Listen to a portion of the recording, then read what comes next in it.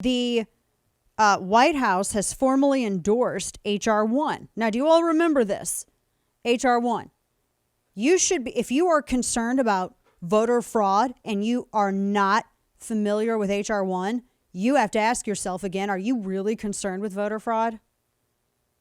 That's one of the things that I get a little irate about. I get that there's a lot of stuff out there and people are busy trying to live their lives. But if people can take time off to go to, D.C. on January 6th, either for a peaceful protest or for the people who decided that they wanted to break away from that and riot, if they can't articulate what H.R. 1 is about, then that's just for show.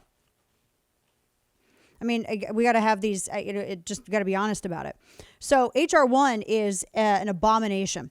It is an absolute attack on voter integrity. And this, the White House formally endorsing it, it's Democrats' bill. It's going to get filibustered in the Senate. I know that. And this is where you're going to be damn glad that you got Mitch McConnell in the Senate, everybody.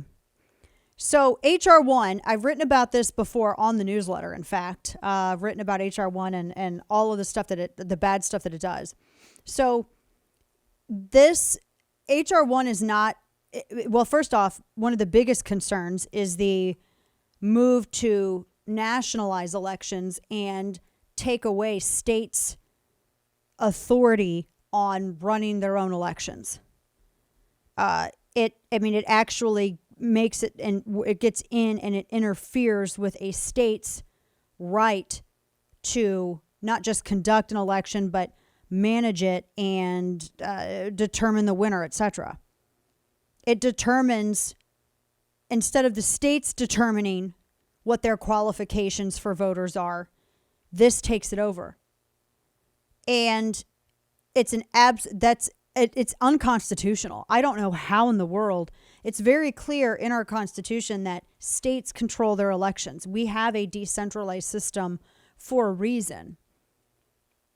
And so that's it. It's absolutely unconstitutional. I don't see how in the world it would, I don't see how it would be able to stand. It makes it actually really easy to commit fraud because this is something that it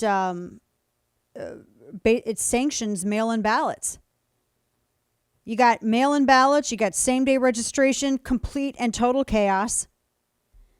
Online voter registration, no-fault absentee voting. States have no rights.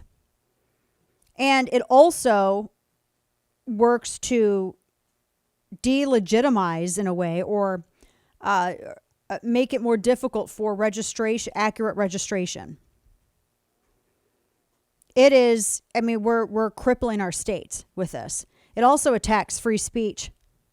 It absolutely attacks free speech because this, it's going to, the way it's written, it would blanket a whole bunch of completely legal activity.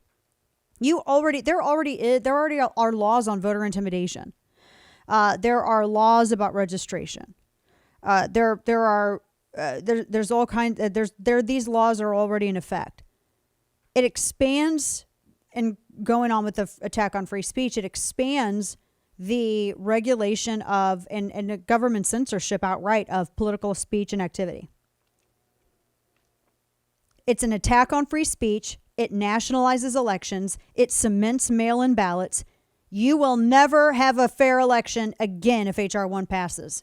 You think it's bad now? You haven't seen anything yet. This is the be-all, end-all.